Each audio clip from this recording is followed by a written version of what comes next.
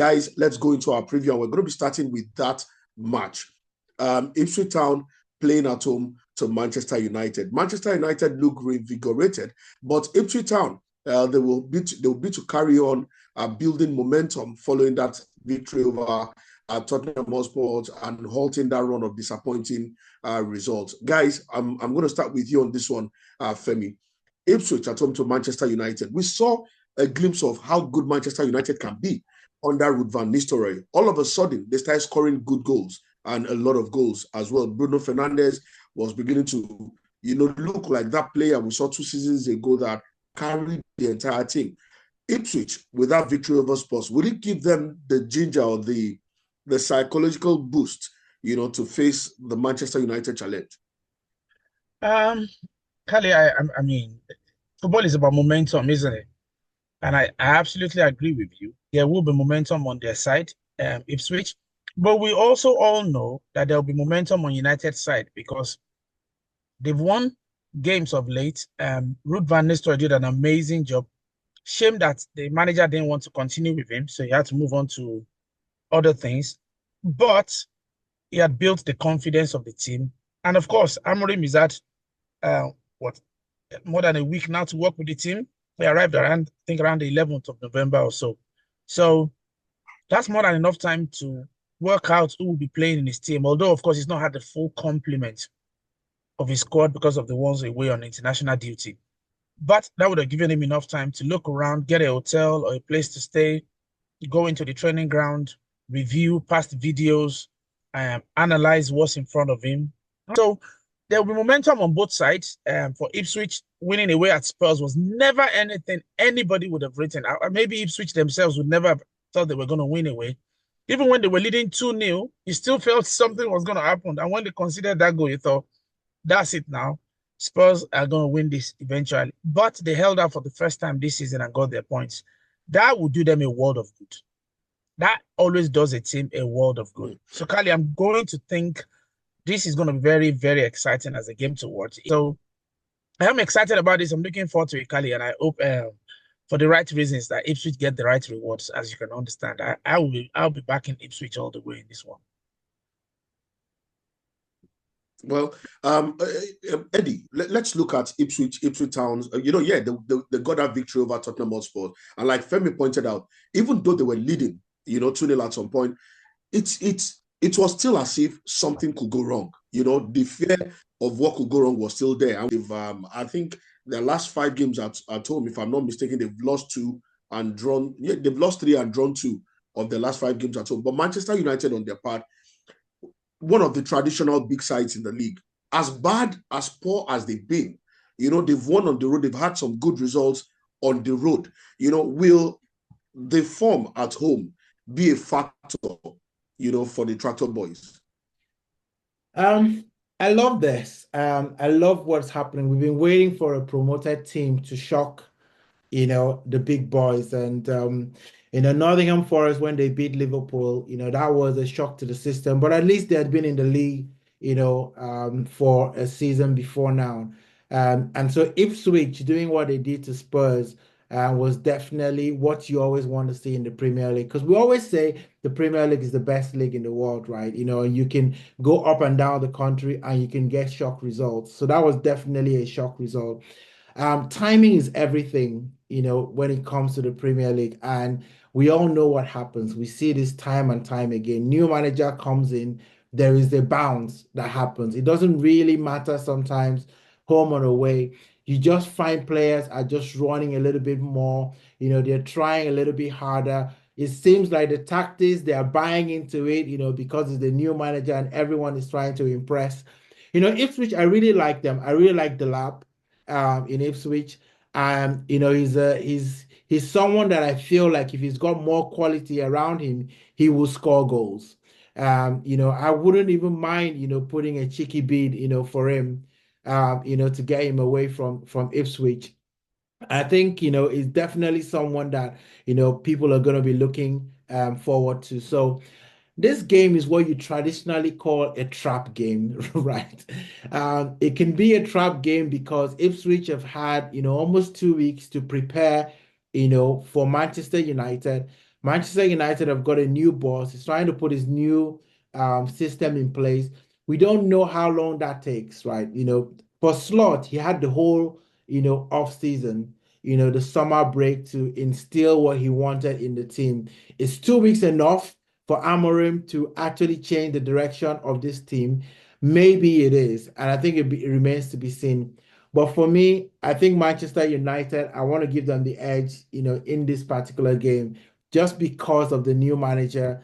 And maybe if we can get a draw, out of this game, right? So I'll probably go with a 2-1 victory for Manchester United in this game. But I would not be surprised if Ipswich, goes and gets a draw out of this.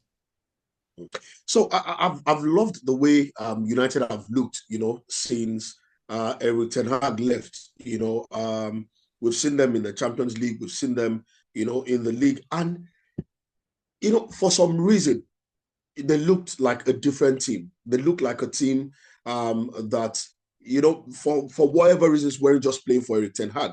They are scoring goals. Bruno Fernandes is looking, is coming back to his best form. Garnacho is scoring goals. Since Eric Ten Hag has left, he has scored 3 times already for Manchester United. Bruno Fernandes has scored 2 times. And what has happened is he's probably had time to look at those ones that were there and the ones who are joining. Okay, how can I add to this? He's Portuguese, remember, or he's worked in the Portugal league for a while. So he knows the likes of Bruno Fernandes. He sees them in the national team. He knew them from when they were playing in the league, even though, it's been a while since someone like Bruno Fernandes led that league. But I think United, Eric Ten Hag just lost it with the team. And Amorim is going to be a breath of fresh air, and they'll be too hot for Ipswich Town to handle. Forget what they did against Tottenham Hotspur. That's not going to happen. I told someone that was a blip. That was because after the 2 goals, they didn't look like they could trouble Tottenham Hotspur in that game. So I'm going for a 3-0 victory to Manchester United in this one. Right. So the second game we're going to talk about, guys, Manchester City. I didn't say my prediction, or should we skip it? Go on.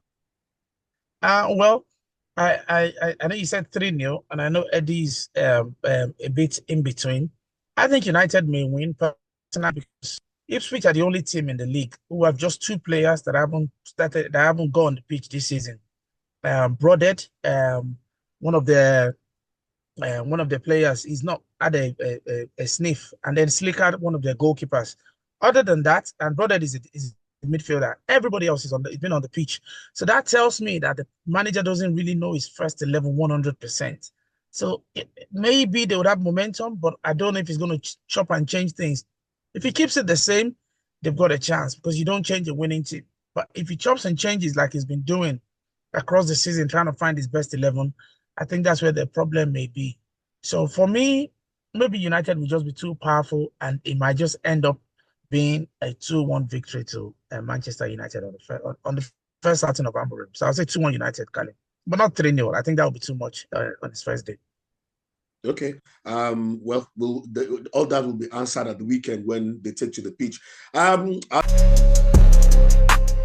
second game of the weekend, Manchester City taking on Tottenham Hotspur. Now, 12 months ago, if you guys remember very well, they served us a thrilling 3-3 draw at the Etihad Stadium. That was, for me, one of the games of the season. 2 sides, but they will meet in circumstances that both sides will not regard as very pleasing. Manchester City, on their part, right, for the first time, Pep Guardiola is losing 4 games on the bounce in his career. I thought it was just in the Premier League.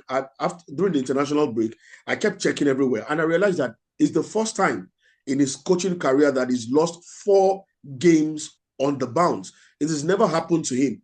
But then during that time as well, he's got some reassurance from the management of Manchester City, gotten a new contract. But Tottenham Hotspur, on their part, that loss to Ipswich Town, nobody saw it coming. A lot of people, a lot of punters, a lot of pundits, nobody predicted that Spurs would lose that game. And there's been a lot of question mark over Angie and, the way he's coaching the team. Angie is always like in his second season, everywhere he's gone to, he's won something. But it's not looking like that at Tottenham Hotspur. And, they're meeting in these circumstances right now. But we know these two teams on their best day can give us some of the best football in the league. Eddie, I'm going to quickly start with you on this one. Manchester City versus Tottenham Hotspur. Remember, City needs to get back to winning ways. They are going to meet league leaders, Liverpool, next week. So they won't want to continue that streak, before the streak they were on before the international break. So Manchester City, Liverpool, Eddie, what can we expect? What are the battles you think we should be looking out for? So Manchester City versus Spurs. Now, I look at both teams, and both teams are struggling with injuries. Manchester City are coming with a trolley load of injured players. I think maybe all of the players that are injured, maybe Nathan Ake and Akanji might make that team. And then Spurs, they're actually missing someone that I think is very crucial in their backline. That's Mickey van de Ven. So it looks like both teams are not getting to this match in great health. Now, it means a lot, for both teams. So I expect that the midfield, Spurs are going to try to dominate that midfield if they can, taking advantage of the absence of Rodri, the absence of Kevin De Bruyne, even though he was on the bench in the last game. So there's every indication that he might be starting, in this game going forward. So I think that midfield battle is going to be key. If Spurs can win that, with the likes of Maddison, with the likes of Son, dropping in Brennan Johnson, supporting, and Kulusevski. Kulusevski always seems to play, very well in games like this. So I'll be keeping an eye, on Kulusevski in this game. Solanke has scored a few goals. So potentially, he might be, breathing with confidence going into this game. But it's at the Etihad, so I have to give the edge, to Manchester City. No matter, the failings that they have, I doubt if it would be a 3-3 kind of game, right? Because Man City don't seem to have that firepower, to go back and forth. So I'm going to go for probably a nervy 2-1 victory. If I even go for a 2-1 victory, I think Spurs have the ability to score because they really get themselves up for games like this, especially against Manchester City. So I think they have a goal in them. But I think Manchester City are just going to squeak out that 2-1 victory and get back on track. I hear you. Femi,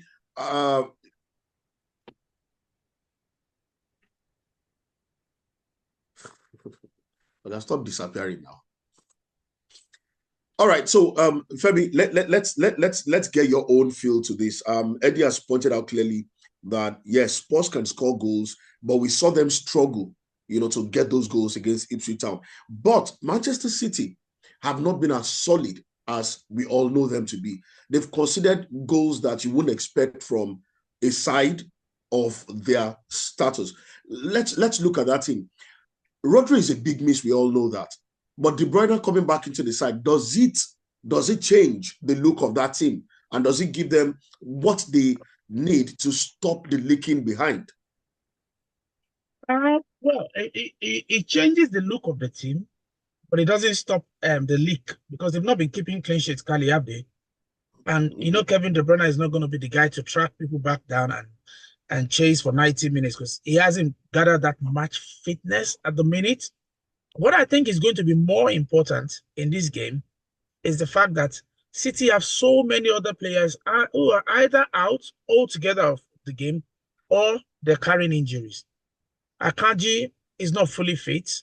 John Stones is 99.9% ruled out. Ruben Diaz is 99.9% ruled out. Nathan Ake has the problem as well.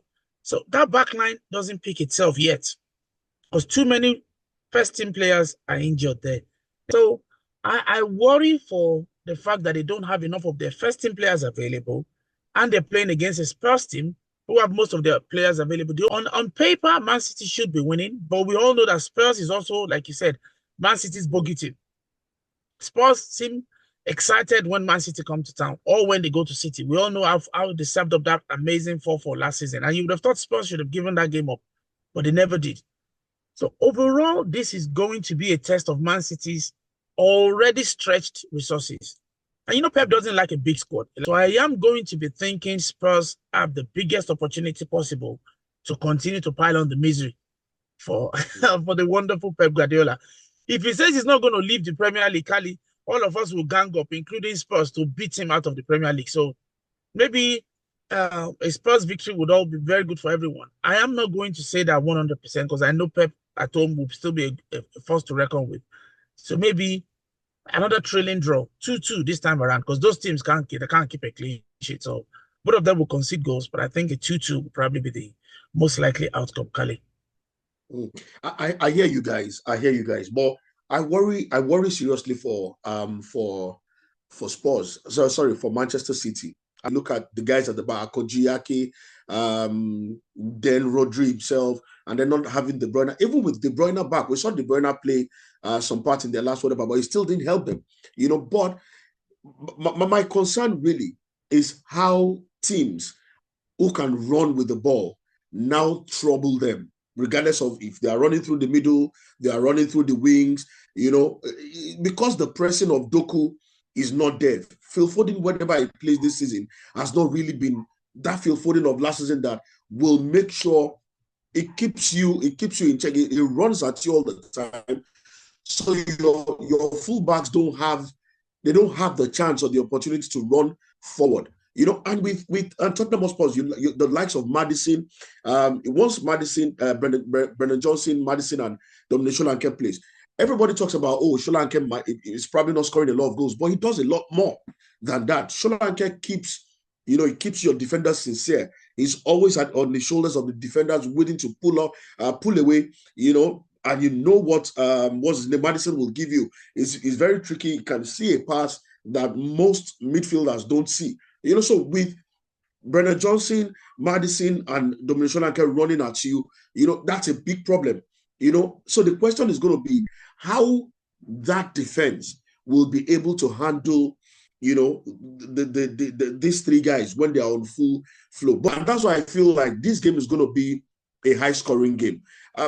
One interesting stat: the last 8 games that Manchester City have played, I've seen at least 3 goals scored.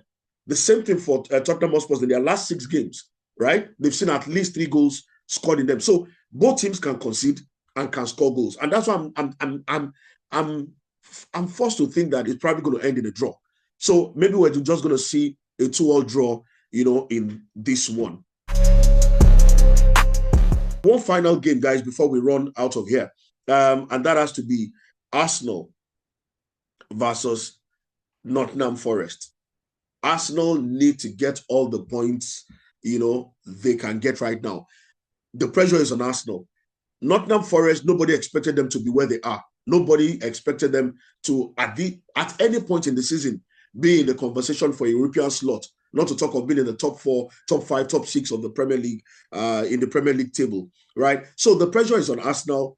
Nottingham Forest, they were able to get a lot of their players back, the guys that went for the international break. They were able to get some of them back earlier than the rest of the teams, because like Ola Aina was able to return to a club after the first game, the game Nigeria played against Benin Republic. So guys, Femi, I'll start with you on this one. Nottingham Forest, no pressure. They are having a good time. They're enjoying themselves right now. Nuno is doing an amazing job with that team. They go to the Emirates Stadium against an Arsenal side that finds a way to beat them. Even though there's been some odd victories for Spurs in that one. What can we look out for? What do you think the battles are going to be? How do you think Nottingham Forest will set up for this one? I mean, that's a really good question. The setup is probably the most important thing for Forest. And I'm glad you pointed that out at the end, because it's not as if they have some specially outstanding talent that have been turning it on in the Premier League, and then you're expecting them to be absolutely on fire in every game. No. But strangely, they have the same number of points as us now, 19 points, and very similar goals difference. We've got +6, they got +5. So there's nothing that can really separate the two teams. I hope that one goal comes back to bite them and we win 1-0. But what's very important is, all I know, the report is that he was carrying a knock and I hope he recovers because he won the best players on the pitch. If he doesn't, it will be a problem for them, and it's good for us at Arsenal. But they've got this stable back four. I know Murillo has been amazing this season, and we know he's a very devoted defender. Milenkovic is also doing wonders next to him. And then Alex Moreno, I don't know, it didn't look like he was going to set the world on fire, but he's helped them to fifth in the league at the minute. And then the replacements, Nico Williams he's not doing a bad job when it comes on. We've got to follow. We've got Willy Bolly as well who can do a job. So overall, they're not a bad team at all. And I think that back four will always become the same thing we've seen so far. It will be Aino, Murillo, Milenkovic, and of course Alex Moreno. That's how they will set up at the back. In the middle, Hudson-Odoi has been scoring goals for them. I think he will get to start. Ryan Yates is always in the manager's mind. He will always start games as well. So I think our problem will be on the counter. We're going to be the home team, and we expect to have more of the ball. But if we lose the ball, we have a problem. So I'm slightly wondering if the manager will go with a 4-5-1, which is what he's been doing so far. The way at Arsenal, if he has 4 at the back and 5 across the middle and leave, Wood just keeps scoring goals no matter what. So thankfully, Saliba and Gabriel should be able to deal with him. But on the transition, they're amazing. They've got pacey players. So they'll set up, I think, with a 4-5-1 Kali. And Martial's in goal has been very, very good this season as well. I hope Arteta is taking enough time to actually source out the best way to keep them quiet. And hopefully, I think they've got a goal in them. If we can get some free kicks going and with Saka and Odegaard, of course, Odegaard back in the team, I think we should be able to overpower them in terms of the quality of our play, the way we keep the ball, the way we move it forward with precision, and then we may be able to win this. Kali, if not late in the game, but I think maybe by the 70th, 80th minute, hopefully it should be a 2-1 and we should see that game out. Kali. Eddie, Femi just pointed out everything we can expect from Nottingham Forest. If you were in Arteta's shoes, how do you set your team up to counter this fearless Nottingham Forest side? Kali, this is a must-win game for Arsenal. It doesn't get any more must-win than this. Nottingham Forest, as Femi has talked about, they've got quality players who have really stepped up. They've won games against Spurs. They've won game against Liverpool. That's going to give them a lot of confidence. But they also like to come back centrally, with Morgan Gibbs-White, being that outlet to transition between defending to attack.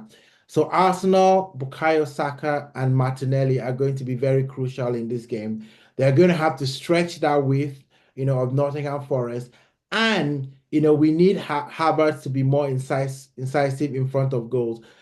This is the kind of game where you need to take your chances because Nottingham Forest are going to hunker in and they're going to make it very difficult. And they will be there to take their chances. The thing for me is that Arsenal cannot be susceptible to counterattacks. Set pieces is going to be important for Arsenal in this game. We need to rekindle our spark in set pieces because that this team, they are going to make it very, very difficult. So a couple of set pieces, we need to score some goals and then the game would open up. But for me, the key players in this game is got to be Saka, it's got to be Martinelli. It's great to have Odegaard back for Arsenal. But I think, we need to go into this mentality. We're playing at the Emirates. The Emirates crowd should be behind, the players. And in the first half, we should give the crowd something to push the team on. But if we start this game being a bit tentative, being slow, not quick, on the ball, not moving the ball very, very quickly, it could be a very tense, afternoon for Arsenal. But I want to trust that Arteta is going to clear their minds, have a reset, a bit like what happened when we went to Dubai, and then came back and then had that reset. Let's focus now. Now, this is the next part of the season. You've done 10 games. You had up and down results. If you split the season into 4 quarters, you're entering into the second quarter right now. That next run of games that you need to be winning at least 8 out of 10 games. Get you into Christmas. Now, this is a must-win for Arsenal. For me, I want Arsenal to do this. I expect a 2-0 victory in this game. I think Nottingham Forest will be difficult, but we can get back to keeping a clean sheet. And then Saka scores a goal. Martinelli joins in. Either Martinelli or Odegaard, comes back and scores a goal. Arsenal win this 2-0. Well, I hear you. Hear you loud and clear. One of the things that has worked for Nottingham Forest is no expectation at all on them, and they are fearless. They run at anybody. They are not afraid to take on anybody, and they've got players in there who just love to play. They just love to run at you. But then, as much as Arsenal concedes against Nottingham Forest, Arsenal in the last 7 Premier Leagues, I think 7 Premier League meetings with Nottingham Forest, Arsenal have only lost once. Last season, Arsenal did the double over them, even though Arsenal considered, in each of those games. And I'm thinking it's going to be the same thing. Arsenal at home is a totally different ball game entirely. Arsenal playing at the Emirates Stadium is a different ball game, so you don't expect them most of the time, 80% of the time, regardless of the opposition. These days, you expect Arsenal to win. I'm gonna limit it to the playing at home, the home crowd behind the team, and the fact that, for some reason, Odegaard back in that side, just Odegaard back in the side, Saka fit to play. Our 2 center backs are in there. Thomas Partey is now playing in the DM role that he loves to play. I don't care who partners Odegaard in that middle, Merino or Declan Rice. I think Arsenal have enough in them to just do this over Nottingham Forest. And so I'm going to be predicting a 2-0 victory, for Arsenal against Nottingham Forest. I'm sorry, I love Forest. I love the way they play. I just don't see how their fearlessness and everything they've done in the last few weeks will take them beyond this Arsenal game. I remember, guys, I said something the last time we recorded. I said, forget about Nottingham Forest being in the title race. The fact that they're even in the top 4, they were in the top 4 then, the fact that they were in the top 4 is not going to last for a long time. And they've gone to, they're now in the top 5, no longer in the top 4. It's going to keep. So I think they're going to finish somewhere in the mid-table, but I think it's too premature to start thinking they will trouble anybody in that top 4, right now. So, guys, that's our predictions for the weekend. That's our preview and our predictions for the weekend. I started putting together the table, our prediction table. So hopefully, in the next episode of Game On, we are going to at some point put it out there for everybody to see. It's not very exciting for me, I'll throw my hands up. It's not very, but we'll put it out there, guys. All right, let's quickly do our fantasy tips for the weekend. Femi, 2 players to have, and who do you captain this weekend? It's not a difficult one, Kali. Although I know you're saying this thing is not looking great for your predictions. You should tell them about our pundits league as well. The 4 of us are in the pundits league, and you need to tell them somebody overtook you into 2nd place. Eddie, third place. I'm in 3rd place. Eddie is 1st. And I told you, Eddie, that I'm coming for you. So running you close now. I told you, just building up momentum little by little. Like you said, we've had the 1st quarter of the season. 2nd quarter, I'm going to be coming after you. But FaZe disappeared today because he's in last place. So I think he's not got enough motivation in him at the minute. For the 2 players to have, I mean, Mo Salah has been the player of the season so far, hasn't he? He's been an absolute beast of a player. That's why Salah is the guy you want to have in your team, because he's got that mentality of, I will score when it matters. And then the opposition is not great for him. Southampton, no disrespect to them. I think Salah is your main guy to captain. But of course, one guy is on fire in the Premier League again now, Alexander Isak, and he's got West Ham. West Ham are not firing on all cylinders. We all know that. They will concede goals, except a miracle happens at St. James's Park. So I think Isak is your 2nd guy, but I will captain Salah because of the fact that he is just absolutely mercurial. Wow, finally. Eddie. It's about to go down. 2 players to who do you captain this weekend? So long, but he finally got there. He finally got there. So 2 players for me. I've got to go with Salah. Salah is he's on form. He's been scoring goals, fantasy points. also important. It's been sneaking into double digits, as well. And with the opposition, Salah would definitely be there. Another player that might be skipping, everyone's radar is Nicola Jackson, right? So he's quietly, scoring goals, for Chelsea. So I think definitely if you can, especially if you've gotten off Haaland, which I expect a lot of people would have done by now, you should have enough money to go in and get yourself a Nicholas Jackson. So for me, I'll have Nicholas Jackson, I'll have Salah, and I'll be captaining Salah this weekend. I think we all agree on the captain choice this weekend. I'm captaining Salah, definitely. But two players, so I've definitely Salah must be in your team. It must be on your team. He's by far the best player in the fantasy, even in the Premier League. For me right now. He's the man to beat in the Premier League, and the other player to have is I'm torn between two players, but I'm going to go for Isak. Have Isak in your team, have Salah in your team, but captain Mohamed Salah. Guys, that's about it on this episode of Game on Football. Yes, your one-stop shop for the English Premier League. But like we always tell you guys, please don't just watch our videos. Subscribe to our channel, hit the notification button, so that every time we post something, you are notified. And and also comment, interact with us. Let us know what you think we should add, what you think is not working for you. Just give us your feedback. Let's know what you think about the channel. We are here to just dish out as much information and as much exciting conversations as you can have, to you. So from the boys, Femi. Well, it's been an absolutely brilliant session again with everyone. Look, the percentage of people who watch us is incredibly high, but a lot of people have not subscribed to it at the minute. And we would really appreciate that you subscribe so you don't miss any of our great content, but also encourage us to work harder to put out more content as well. We really appreciate your friendship and your support. And whoever you support this weekend, we say all the best, except, of course, if you support Nottingham Forest. You can still like and subscribe. And then next week, you're back to doing well with Forest. But we're at us now. Sorry about that. But in the end, we love you guys and we can't wait to see you again. Have a great sporting weekend. I'll be back next week. Eddie.